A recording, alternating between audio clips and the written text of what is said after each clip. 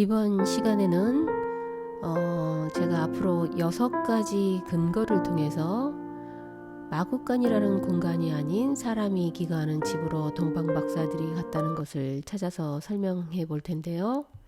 가장 먼저 누가복음 2장 22절에서 24절 말씀을 읽어보도록 하겠습니다. 각자 성경을 찾으셔서 읽으시면 좋겠는데요. 모세의 법대로 정결여식의 날이 참에 아기를 데리고 예루살렘에 올라가니 이는 주의 율법에 말씀하신 대로 산비둘기 한 쌍이나 혹은 어린 집 비둘기 둘로 제사하러 함이더라. 이렇게 되어 있는데 여기서 한 가지 재미있는 표현은 산비둘기는 쌍으로 표현했는데 집비둘기는 둘이라고 말하는 부분인데요. 산비둘기는 항상 한 쌍이 같이 돌아다닌다고 하네요. 그래서 정확하게 여기에 표현된 것 같은데요. 이렇게 누가복음 2장에는 예수님의 탄생과 더불어 진도를 조금 더 나가서 시간이 흐른 뒤까지 일어난 사건을 기록해 주고 있습니다. 예수님이 태어나신 후 어느 정도 시간을 보내고 정결여식을 위해 예루살렘에 가는 과정까지 묘사하고 있는데요. 이때 당연히 필요한 것은 제물이겠죠. 여기서 보면 산비둘기나 집비둘기로 제물을 드리려 한다고는 것을 알 수 있는데요. 그렇다면 이번에는 이 의식에 대해서 조금 더 자세히 알아볼 필요가 있습니다. 이 부분을 성경은 친절하게 설명해 주고 있는데요. 가보시죠. 이번에는 레위기 12장 1절에서 8절을 한번 읽어보시고 다시 돌아오시면 좋겠습니다. 잠시 뒤에 뵙겠습니다. 다들 읽으셨나요? 제가 이 부분을 정리해 드리자면 산모는 남자아이를 낳으면 7일이 피를 흘려서 부정하고 거기에 33일 동안 정결하게 유지되는 기간으로 삼아서 총 40일을 정결하도록 하라고 지시하고요. 여자아이를 낳으면 딱 2배 되는 기간을 채워야 하는데요. 14일이 부정하고 66일을 채워서 80일 동안 정결 기간으로 삼으라고 말합니다. 그리고 이 기간이 지나면 예루살렘으로 올라가 제사를 지내야 하죠. 이때 드리는 제물이 번제물로는 양을 드리고 속죄제물로는 비둘기를 바치라고 말하고 있는데요. 예수님의 부모가 드리려 했던 제물인 비둘기는 바치는데 제한이 있습니다. 이번에는 레위기 12장 8절을 읽어보도록 하겠는데요. 그 여인이 어린 양을 바치기에 힘이 미치지 못하면 산비둘기 2마리나 집비둘기 새끼 2마리를 가져다가 하나는 번제물로 하나는 속죄제물로 삼을 것이요 제사장은 그를 위하여 속죄할지니 그가 정결하리라. 여기서 번역을 그를 위하여 속죄할지니 그가 정결하리라 이렇게 했는데요. 그가 아니라 그녀입니다. 잘못하면 산모가 아니라 아기가 정결하게 되는 것으로 오해할 수 있는데요. 이 제사는 산모가 자신의 정결함을 위해 드리는 제사이죠. 그래서 그가 아니라 그녀이어야 맞습니다. 힘이 미치지 못한다는 것은 가난해서 양을 살 수 있는 능력이 되지 못한다는 것이기 때문에 양 대신에 비둘기로 바치라는 것인데요. 이 부분을 예수님의 부모가 비둘기로 바치려 했다는 것과 연관지어 본다면 그들이 가난했다는 사실을 알게 되는 거죠. 그럼 여기서 의문이 발생합니다. 만약 동방박사들이 예수님이 탄생했을 때 바로 경배로 왔다면 그들이 예수님께 바쳤던 예물은 어디로 간 것일까요? 그 비싼 황금, 유황, 몰약을 어디다 뒀을까요? 왜 그것을 팔아서 좀 더 나은 제물로 드리지 않았을까요? 의로운 사람이라고 말하는 요셉이 왜 이런 행동을 했을까요? 이런 다양한 궁금증이 증폭하죠. 이러한 질문에 대한 답은 명쾌하게 해결될 수 있습니다. 당시에 예수님의 부모는 예물을 가지고 있지 않았다고 볼 수 있는 거죠. 이제 조금씩 답이 보이시나요? 자, 동방박사들이 마구간으로 경배하러 가지 않은 첫 번째 증거로 정결식에 등장한 비둘기를 제시했습니다. 자, 두 번째로 가보도록 하겠는데요. 이번에 살펴볼 것은 동방박사들의 여행 기간입니다. 이들이 페르시아에서 왔을 거라고 추정해 본다면 페르시아는 지금의 이란이고 수도는 테헤란인데요. 이곳에서 예루살렘까지의 직선 거리는 약 1550km 정도 됩니다. 테헤란에서 예루살렘까지 가기 위해 매일 8시간씩 걸어서 이동한다고 치면 40일 이상이 걸리는 시간이죠. 물론 직선으로 절대 갈 수 없지만요.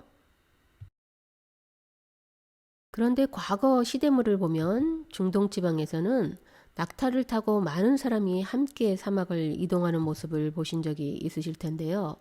더욱이 박사들이 왕과 같은 권위를 가지고 있었다고 한다면 함께 데리고 다닌 사람들은 못해도 15명에서 30명 정도는 되는 사람들이 동행했을 걸로 생각됩니다. 그런데 거리가 너무 멀고 귀중한 물건을 가지고 있었다면 규모는 더 커져서 적어도 30명 정도가 이동했을 걸로 추정되는데요. 그렇다면 이들이 이동했을 시간은 짧을 것으로 예상되지 않습니다. 이들의 경로는 시리아 사막을 건너야 하고요. 다맥색이라는 지역을 거쳐 돌아 사막과 산길로 이동해야 한다는 점, 낙타에게 물도 먹여야 하고 많은 수의 이동으로 인해서 쉬면서 움직여야 한다는 점, 귀중한 물건이 있기 때문에 주변을 살펴가면서 주의하면서 다녀야 하는 등 여러 가지 변수를 생각해 본다면 이들의 여행 기간은 6개월에서 1년까지도 생각해 봐야겠죠. 그렇다면 본국에서 예수님의 탄생을 알려주는 별을 보고 출발했다고 한다면 예수님이 태어나자마자 경배하러 간다는 일은 불가능한 일이겠죠. 더욱이 이들이 본국에서 출발해서 예루살렘을 거쳤다가 다시 베들레헴으로 간 점까지 고려한다면 더 많은 시간이 필요할 것 같습니다. 동방 박사들의 이동 경로를 추적해서 1년까지도 걸릴 수 있다고 말씀드렸는데요. 그럼 이번에는 유대인들이 가지고 있는 정결 의식을 통해 그들이 마국간으로 가지 않았다는 사실을 증명해 보려고 합니다. 마리아와 요셉은 유대인이었죠. 이들은 아이를 곧 출산해야 하기 때문에 그들이 지켜야 할 출산에 관련된 정결법에 대해 생각하고 있었을 것입니다. 그들이 보고 자라왔던 환경이 어느 민족보다 정결을 중요시해야 한다는 것에 익숙했을 것이기 때문이죠. 그래서 출산한 여성이 40일 동안 정결을 유지해야 하는 것을 잘 알고 있었을 것이고 또 그렇게 지켰을 것입니다. 설령 박사들이 서둘러 급하게 움직여서 40일 이전에 베들레헴에 도착했다 할지라도 이 기간에 마리아와 요셉은 예수님을 만나게 하지는 않았을 것인데요. 유대인들에게는 율법을 지키는 것이 무엇보다 중요한 일이기 때문이죠. 그렇다면 이제 더욱더 동방 박사들이 예수님 탄생한 지 한참 지난 후에 도착했을 가능성이 굳어져 가고 있는데요. 여기서 잠깐 출산 규정에 대해 여러분과 나누고 싶은 말이 있습니다. 하나님께서 생육하고 번성하라고 인간에게 명령하셨죠. 그럼 그 말씀에 순종해서 출산을 했는데 왜 부정하다면서 정결기간을 가지라고 하면서 산모를 죄인처럼 취급하는 것일까요? 이것은 우리가 율법을 잘못 이해하면서 생긴 오해인데요. 창세기를 시작으로 구약을 읽다 보면 내 위기에 도착한다는 레위기는 율법을 설명해주는 책이죠. 이 율법은 성경을 읽는데 큰 위기에 빠뜨리는데요. 다들 아마 이 책을 읽으시면서 그냥 넘어가고 싶은 충동을 느끼셨을 것입니다. 그렇지만 레위기는 너무나 중요하고 성경 전반적인 이해를 위해서 반드시 알아야 할 책입니다. 이 책이 율법이 무엇인지 너무 잘 설명해주고 있고 성경을 이해하는 다리 역할을 하기 때문이죠. 그런데 우리는 율법하면 단지 축복과 저주로 이분화시켜버리는 성향이 강한데요. 여기서 큰 오해가 발생합니다. 물론 율법을 지키면 축복받고 안 지키면 저주받는 것은 맞습니다. 그런데 단지 축복받기 위해서 율법을 지켜야만 하고 저주받지 않으려면 역시 율법을 지켜야 한다. 이런 것으로 생각해서는 안 됩니다. 이러한 오해를 가장 크게 한 사람들이 바로 바리새인들이었죠. 이들이 그래서 예수님과 주로 논쟁하는 부분이 바로 이 율법과 관련된 부분들이었습니다. 율법을 축복과 저주로 한정해 버린다면 율법을 제정하신 하나님의 의도가 사라져 버리는데요. 율법을 만들어서 인간에게 주신 하나님의 의도는 자신의 자녀를 보호하고 지키기 위해서 만든 것이기 때문이죠.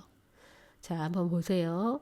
율법은 사회적으로 약자를 지키기 위한 것들이 많은데요. 약자를 잘 지키고 보호한다는 것은 사회적 안전을 위해 너무 중요합니다. 아시다시피 사회적 약자들이 불만을 가지고 폭력과 문제를 야기시키는 경우가 많기 때문이죠. 사회적 문제에 노출되어 있는 사람들은 주로 경제적인 약자층이거나 정신적으로 문제를 가진 경우가 대부분입니다. 이들이 불만을 가지고 범죄를 일으킨다면 그것은 사회적으로 안정된 삶을 누리지 못하게 되는데요. 그렇다고 본다면 약자를 돌보는 일은 너무 중요한 일이고 이것은 곧 이웃을 사랑하는 그 실천이 되겠죠. 율법을 실천하면서 산다는 것은 하나님 말씀에 순종하는 것이라 할 수 있고요.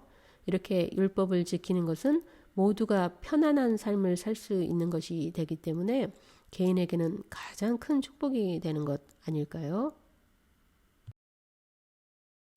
사람들이 서로 율법을 잘 지키면 사회는 평안하고 안전하겠죠.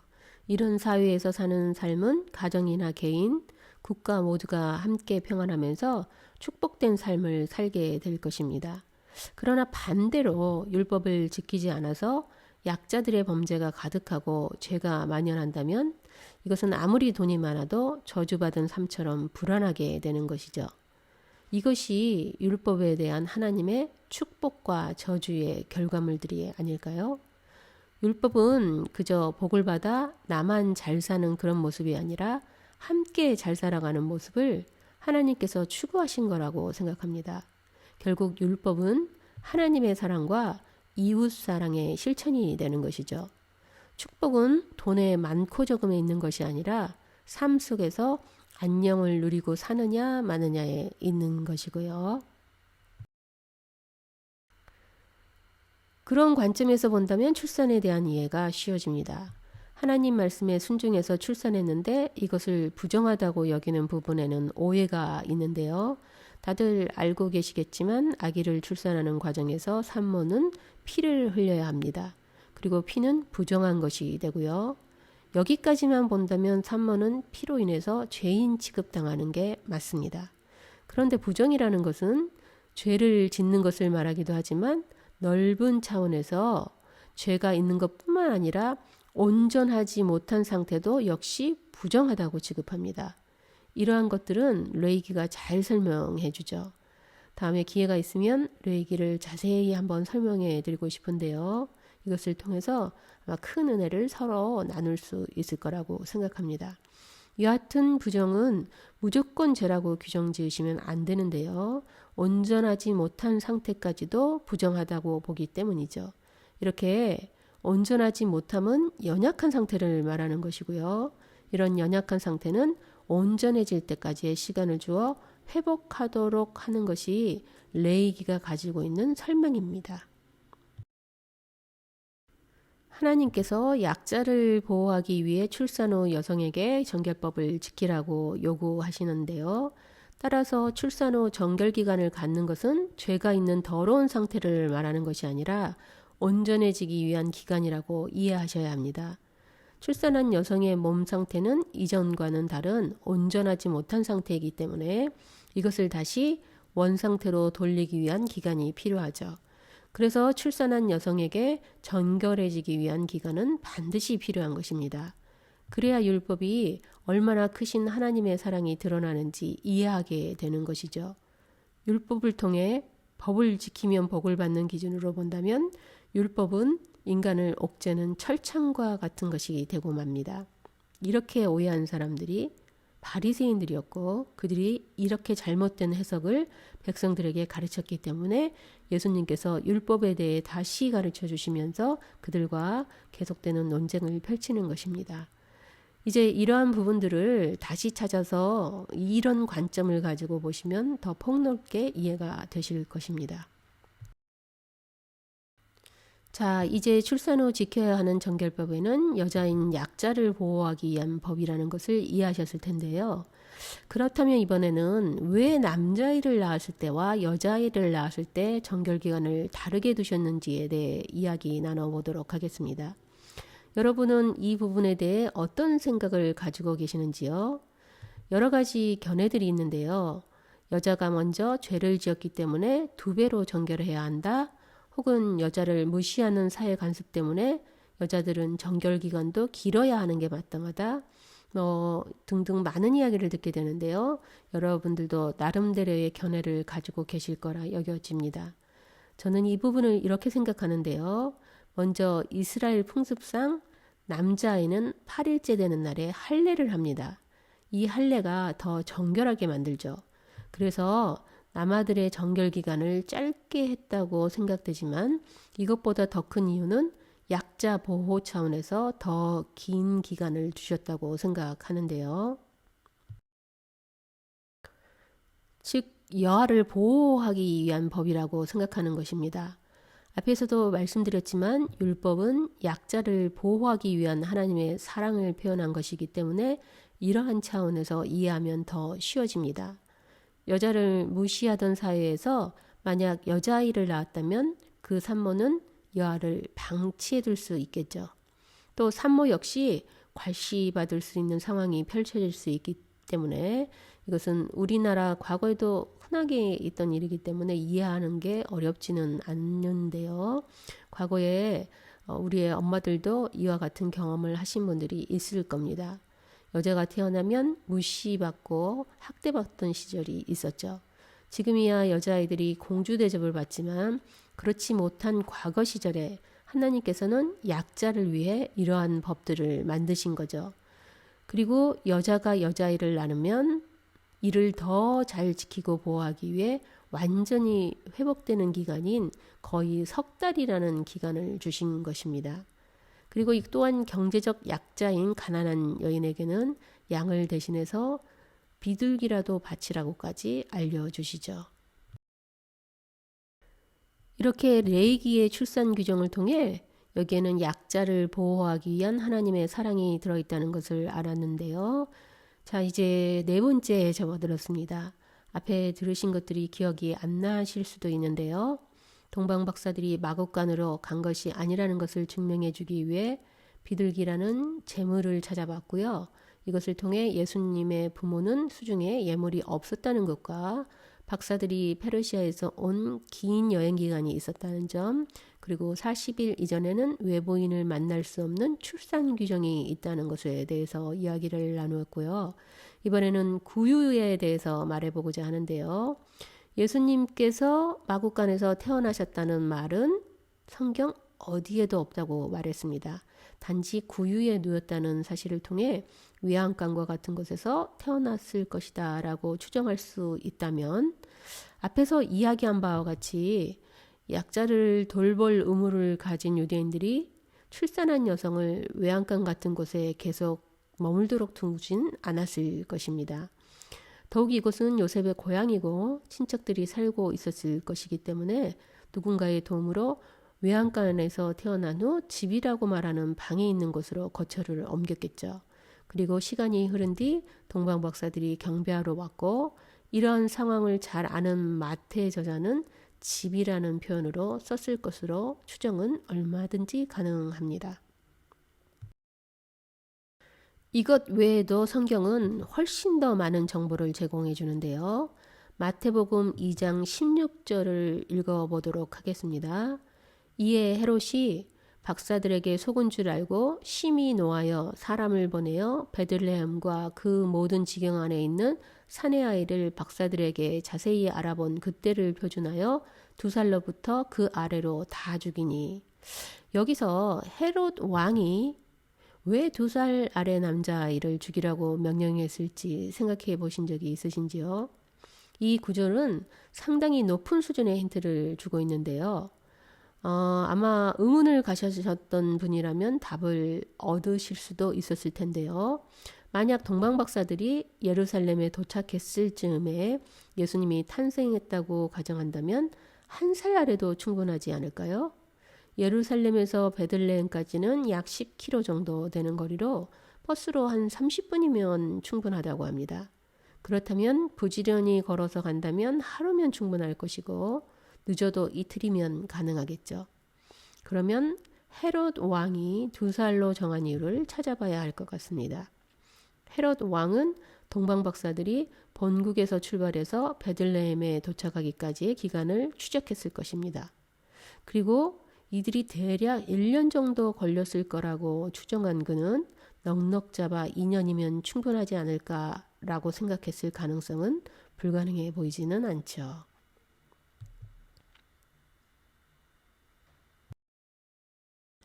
이제 마지막에 도착했습니다. 마태복음 2장 2절을 읽어보시면 좋겠는데요. 유대인의 왕으로 나시니가 어디 계시뇨? 우리가 동방에서 그의 별을 보고 그에게 경배하러 왔노라 하니, 이 모습은 동방박사들이 왕은 이스라엘의 수도인 예루살렘에서 태어났을 것이라고 생각해서 이곳에 도착한 후 유대인의 왕으로 태어난 이를 수소문하고 있는 모습인데요. 혹시 여기서 추정할 만한 단어를 발견하셨나요? 아마 찾으신 분도 있으실 텐데요. 바로 나신이라는 단어입니다.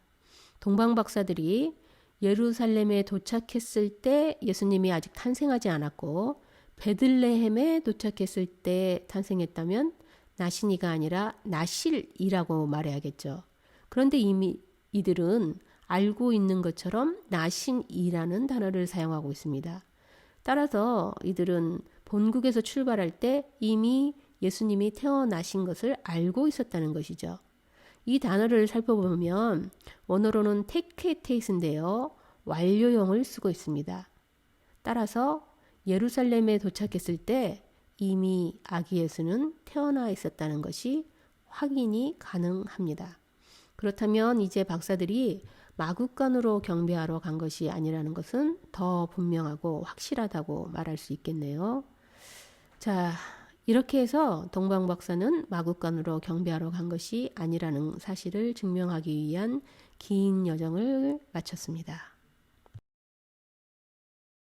정리해서 말씀드리자면 예수님 출생 당시 목자들은 주변에 머물다가 외양간 같은 곳에서 태어난 예수님께 경배하러 갑니다. 그러나 동방박사들은 적어도 정결 예식이 끝난 40일은 경과한 이후에 그냥 집으로 갔을 것입니다. 이러한 사실은 예수님의 부모가 모세의 법에 따라 예루살렘에서 제사하려는 모습 가운데 비둘기로 제물을 드렸다는 점에서 그들이 돈이 없었다는 것을 알 수 있었고요. 또한 마리아가 지켜야 할 정결법, 2살 아래, 나신이, 여행기간, 유대인의 관습, 이런 것들을 종합해서 마국간은 분명히 아니라고 결론 지을 수 있었습니다. 제가 이 강의 처음 시작할 즈음에 드렸던 질문이 기억나시나요? 동방박사와 목자들이 아기 예수님께 경배하고 있는 모습의 그림이 맞는지 여쭤봤었죠. 이때 제가 마국간이 맞냐고 물어봤었는데요. 그렇다고 답하신 분들은 이 과정을 통해서 혹시 내가 그동안 성경을 글자로만 읽고 있던 것은 아닌지 뒤를 돌아보시는 시간이 되셨으면 합니다. 이렇게 나누어진 퍼즐 조각 말씀을 통해 답을 찾아가는 여정을 걸어봤는데요. 마태복음 2장 11절에 동방박사들이 집으로 갔다는 사실을 누가복음 2장 24절이 보충해주고 있었고요. 누가복음은 다시 레위기가 도와주는 것을 발견하셨을 텐데요. 그 외에도 마태복음 2장 2절에 나시니, 그리고 2장 16절에 2살 아래, 이런 말들이 더 분명하고 확실하게 답을 알려주는 도장을 찍어주었습니다.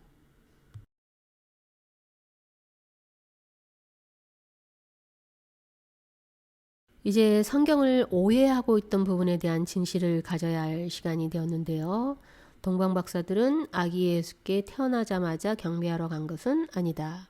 절대 마국간으로 경배하러 간 것도 아니다. 목자와 동방박사들은 함께 경배해드리지 않았다. 그리고 동방박사는 세 사람이 아니다. 이렇게 성경 안에서 우리가 알고 있던 사실들에 대한 참과 거짓을 구별해 보았습니다.